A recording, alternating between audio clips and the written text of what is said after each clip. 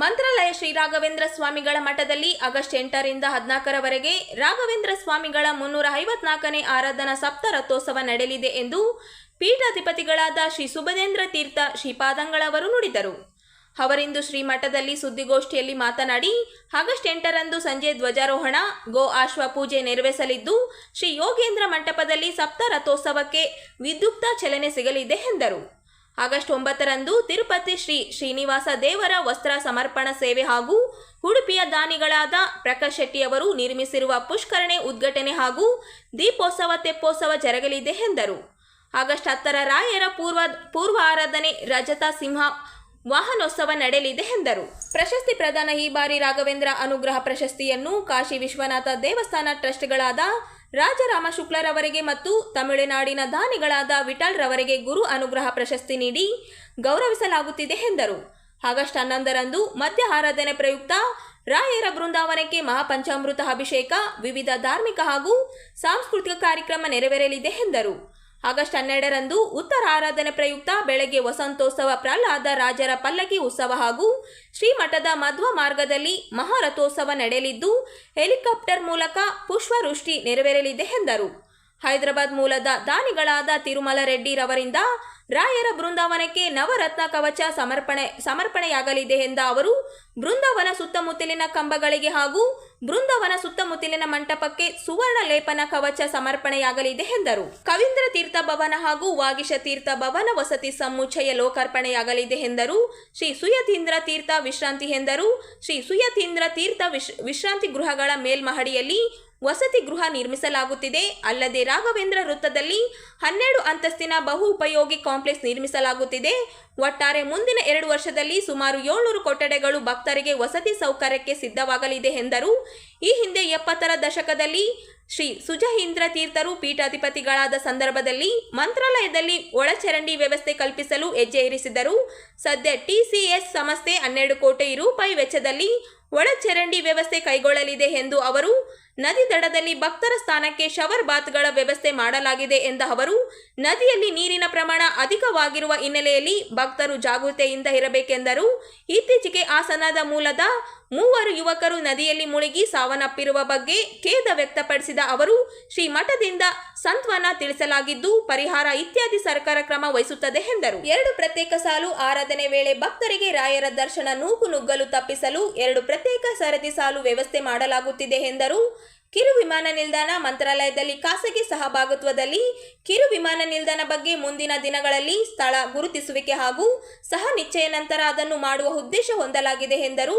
ಮೋದಿ ಅವರಿಗೆ ಆಹ್ವಾನ. ಪ್ರಧಾನಿ ನರೇಂದ್ರ ಮೋದಿ ಅವರಿಗೆ ಈ ಹಿಂದೆ ಮಂತ್ರಾಲಯಕ್ಕೆ ಭೇಟಿ ನೀಡಲು ಆಹ್ವಾನಿಸಲಾಗಿತ್ತು. ಅವರಿಗೆ ಕಾರ್ಯ ಒತ್ತಡ ನಡುವೆ ಆಗಮಿಸಲು ಆಗಿಲ್ಲ. ಮತ್ತೊಮ್ಮೆ ಅವರಿಗೆ ಆಹ್ವಾನ ನೀಡುತ್ತೇವೆ ಎಂದರು.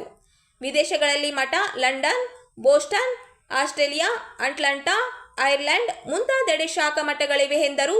ಆರಾಧನಾ ಸಂದರ್ಭದಲ್ಲಿ ವಸತಿ ಅನಾನುಕೂಲತೆ ಹೋಗಲಾಡಿಸಲು ಸಕಲ ರೀತಿಯಲ್ಲಿ ಸಿಬ್ಬಂದಿಗಳು ಪ್ರಯತ್ನಿಸುತ್ತಾರೆ ಎಂದ ಅವರು, ಶ್ರೀಮಠದ ಹೆಸರಲ್ಲಿ ಅನಧಿಕೃತ ವ್ಯಕ್ತಿಗಳಿಂದ ಹಣ ವಸೂಲಿ ಬಗ್ಗೆ ಸೈಬರ್ ಕ್ರೈಮ್ ಮಾಡಿ ದೂರು ದಾಖಲಿಸಲಾಗಿದೆ. ಭಕ್ತರು ಶ್ರೀಮಠದ ಅಧಿಕೃತ website, Google Pay, PhonePe ಖಚಿತಪಡಿಸಿಕೊಂಡು ಹಣ ಸಂದಾಯ ಮಾಡಬೇಕೆಂದರು.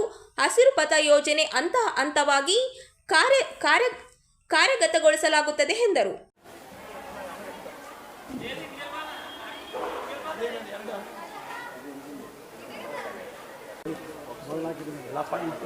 ಈಗ ಜರ್ಕೊಳದಾಗ ಬಿದ್ಬಿಟ್ರೆ ಕಷ್ಟ. ಸ್ವಲ್ಪ ಮಳೆ ಥರ ಹಾಕಿ ಮಳೆ ಕವರ್ ಬೇಸಿ ಬಾರ್ಡರ್ ಬಂದು ಇದನ್ನು ಬ್ಯಾಟ್ರಿ ಹಿಡೀರಿ. ತುಂಬ ಚೆನ್ನಾಗಿದೆ ಶ್ರೀನಿವಾಸ್. ಇಲ್ಲಿ ಮುಂದಗಡೆ ಫ್ರಂಟ್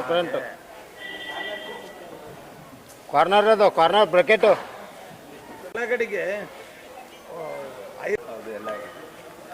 ಅದು ನೀರು ತಗಲಿದ್ರು ಏನು 9 ಫೈಬರ್ ಕೋಟೆಡ್ ಆಗಿದೆ. ಇದೆಲ್ಲ ಕೂಡ ಆಗಿದೆ.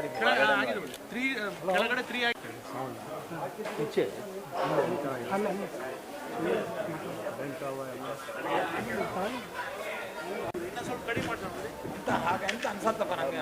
ಮಾಡ್ಬೋದು, ಅಲ್ಲಿ ಇಟ್ಟರೆ ಗೊತ್ತಾಗತ್ತ ನೋಡಿ. ಇಲ್ಲೇ ಮಾಡ್ಬೋದು ಬುದ್ಧಿ. ಅದೇ ಅದೇ ಹೈಟ್ ಜಾಸ್ತಿ ಅನ್ಸುತ್ತೆ ನನಗೆ.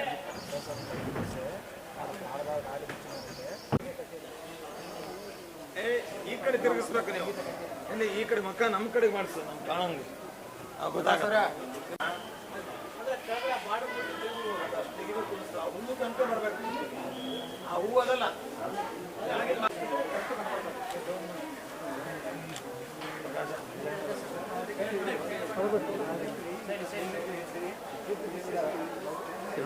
ಮೇಲ್ಗಡೆ ಎಲ್ಲ ಸಣ್ಣ ಕಾಣಬಾರ್ದು.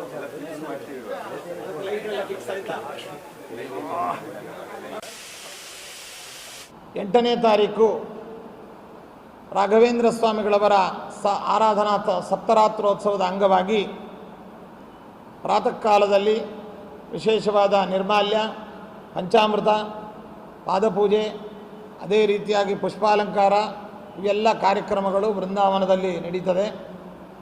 ಅಂದು ಸಂಜೆ ವಿಶೇಷವಾದ ಸಂಧ್ಯಾಕಾಲದಲ್ಲಿ ಧ್ವಜಾರೋಹಣ ಕಾರ್ಯಕ್ರಮ ಅನ್ನುವಂಥದ್ದು ಮಠದ ಹೊರಭಾಗದಲ್ಲಿ ನಡೆಯುತ್ತೆ. ಧ್ವಜಾರೋಹಣ, ಗೋಪೂಜೆ, ಅಶ್ವಪೂಜೆ, ಧಾನ್ಯ, ಅದೇ ರೀತಿಯಾಗಿ ಲಕ್ಷ್ಮೀ ಪೂಜೆ ಮೊದಲಾದ ಕಾರ್ಯಕ್ರಮಗಳು ಅವತ್ತು ಸಂಜೆ ನಡೀತದೆ. ನಂತರ ಶ್ರೀಮಠದ ಒಳಪ್ರಾಂಗಣದಲ್ಲಿ ಧಾನ್ಯೋತ್ಸವ ಅನ್ನುವಂಥದ್ದು ನಡೀತದೆ. ಧಾನ್ಯ ಪೂಜೆ, ಧಾನ್ಯೋತ್ಸವ, ಸ್ವಸ್ತಿ ವಾಚನ, ಅದೇ ರೀತಿಯಾಗಿ ವಿವಿಧ ಉತ್ಸವಾದಿ ಕಾರ್ಯಕ್ರಮಗಳು ಮಠದ ಒಳ ಪ್ರಾಂಗಣದಲ್ಲಿ ನಡೆಯುತ್ತೆ. ಇನ್ನು ಮಹಾರಥೋತ್ಸವ, ಇದು ಪ್ರತಿ ಸುವರ್ಣ ರಥೋತ್ಸವ, ನವರತ್ನ ರಥ, ರಜತ ರಥ ಮೊದಲಾದ ಉತ್ಸವಾದಿ ಕಾರ್ಯಕ್ರಮಗಳು ಮಠದ ಒಳಭಾಗದಲ್ಲಿ ಅವತ್ತು ನಡೆಯುತ್ತೆ. 9ನೇ ತಾರೀಕು ನೂತನವಾಗಿ ಭಕ್ತರ ಬೆಂಗಳೂರು ಬೆಂಗಳೂರು ನಗರಕ್ಕೆ ನಗರದಲ್ಲಿ ವಾಸಿಗಳಾದ ಉಡುಪಿ ಪ್ರಾಂತಕ್ಕೆ ಸಂಬಂಧಪಟ್ಟ ಪ್ರಕಾಶ ಶೆಟ್ಟರು ಉದ್ಯಮಿಗಳು ಅವರು ಸೇವಾರೂಪವಾಗಿ ನಿರ್ಮಿಸಿರತಕ್ಕಂತಹ ನೂತನ ಪುಷ್ಕರಣಿ ಅಮ್ಮನವರ ಗುಡಿಯ ಕೆಳಭಾಗದಲ್ಲಿ ಇರತಕ್ಕಂಥ ಮುಂಭಾಗದ ಬೃಂದಾವನ್ ಗಾರ್ಡನ್ಸ್ ಎದುರುಭಾಗದಲ್ಲಿ ನೂತನವಾಗಿ ನಿರ್ಮಿಸಿದಂತಹ ಈ ಯಾವ ಪುಷ್ಕರಣಿಯ ಉದ್ಘಾಟನಾ ಕಾರ್ಯಕ್ರಮ ಅನ್ನುವಂಥದ್ದು 9ನೇ ತಾರೀಕು ಸಂಜೆ ಉತ್ಸವ ಮೆರವಣಿಗೆ ಮೂಲಕವಾಗಿ ಅಲ್ಲಿ ತೆರಳಿ ಉತ್ಸವರಾಯರು ತೆಪ್ಪದಲ್ಲಿ ಕುಳಿತು ಮಧ್ಯದ ಮಂಟಪದಲ್ಲಿ ಅಲ್ಲಿ ಆಸೀನರಾಗಿ ದೀಪೋತ್ಸವ ಇತ್ಯಾದಿಗಳನ್ನು ಸ್ವೀಕಾರ ಮಾಡಿ ಅಲ್ಲಿ ವೇದಪಾರಾಯಣ, ಅದೇ ರೀತಿಯಾಗಿ ಸಂಗೀತ ಕಾರ್ಯಕ್ರಮ ಮೊದಲಾದ ಕಾರ್ಯಕ್ರಮಗಳು ಮುಗಿಸಿ ತೆಪ್ಪದಲ್ಲಿ 3 ರೌಂಡ್ ಅಲ್ಲಿ ತೆಪ್ಪೋತ್ಸವ ನಡೆದು ಅಲ್ಲಿಂದ ಉತ್ಸವದಿಂದ ಒಳಗೆ ಬಂದು ಶಾಖೋತ್ಸವದ ಕಾರ್ಯಕ್ರಮ ಮಠದ ಪ್ರಾಂಗಣದಲ್ಲಿ ನಡೆಯುತ್ತೆ. ಕಾಶಿ ವಿಶ್ವನಾಥ ದೇವಸ್ಥಾನಕ್ಕೆ ಸಂಬಂಧಪಟ್ಟಂತಹ ಟ್ರಸ್ಟಿಗಳು, ಉತ್ತಮ ವಿದ್ವಾಂಸರು ಆದಂತಹ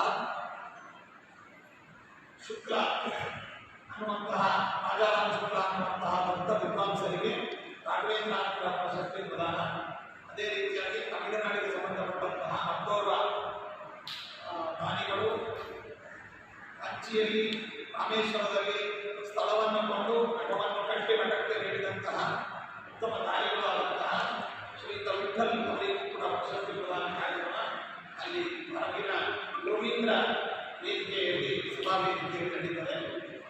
ಮತ್ತು ಇತರ ವಿದ್ವಾಂಸರುಗಳಿಗೆ, ಇತರ ಗಣ್ಯರಿಗೆ ಸನ್ಮಾನ ಕಾರ್ಯಕ್ರಮಗಳು, ಜೊತೆಯಲ್ಲಿ ಮಠದಿಂದ ಪ್ರಕಾಶಿತವಾದ ಕನ್ನಡ ಮತ್ತು ತೆಲುಗು, ಆಂಧ್ರ, ಹಿಂದಿ, ಸಂಸ್ಕೃತ ಮೊದಲಾದ ಭಾಷೆಗಳಲ್ಲಿ ಸಂಶೋಧನೆಗಳನ್ನು ಪ್ರಕಾಶನಗೊಳ್ಳುವಂತಹ ಗ್ರಂಥಗಳ ಆವಿಷ್ಕಾರ, ಲೋಕಾರ್ಪಣಾ ಕಾರ್ಯಕ್ರಮ, ಈ ಎಲ್ಲ ಕಾರ್ಯಕ್ರಮಗಳು ಹೊರಗಿನ ವೇದಿಕೆಯಲ್ಲಿ ನಡೀತದೆ. ಹೊರಗಿನ ವೇದಿಕೆಯಲ್ಲಿ 7 ದಿನಗಳ ಕಾಲ ವಿವಿಧ ಸಾಂಸ್ಕೃತಿಕ ಕಾರ್ಯಕ್ರಮಗಳು ಸಂಜೆ 5:30ರಿಂದ ಪ್ರಾರಂಭವಾಗಿ ಸುಮಾರಾಗಿ 10 ಗಂಟೆಯ ತನಕ ಅಲ್ಲಿ ಕಾರ್ಯಕ್ರಮಗಳು ನಡೀತದೆ.